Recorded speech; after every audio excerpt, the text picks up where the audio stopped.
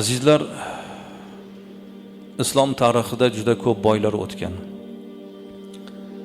Jannatga borishligi, hayotdaligida tayin bo'lgan boylar ham bo'lgan. Qarang, yashab turgan holatida, mol mulkka ega bo'lib turgan holatida jannatiy ekanligini bashorati bo'ldi. Insonni yaxshi inson bo'lishi uchun, taqvo darajasiga erishish uchun, jannatga musharraf bo'lish uchun boylik halol qilmadi.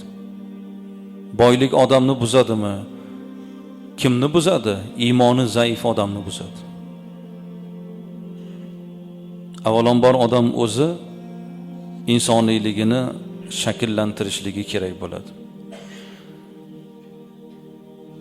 Islom boylikni qoralamaydi.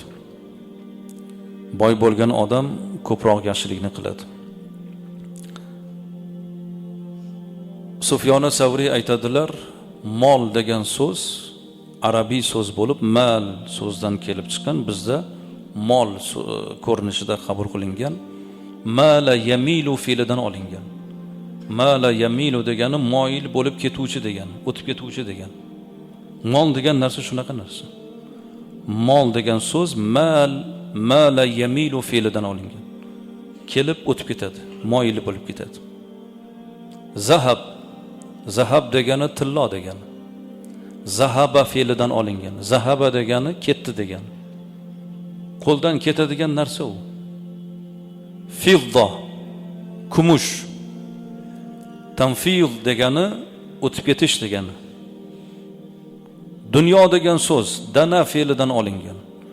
O'sha fe'lning ismi tafsili, ya'ni orttirma ko'rinishi adna bo'ladi. Masalan, kabura fe'li katta bo'ldi degan.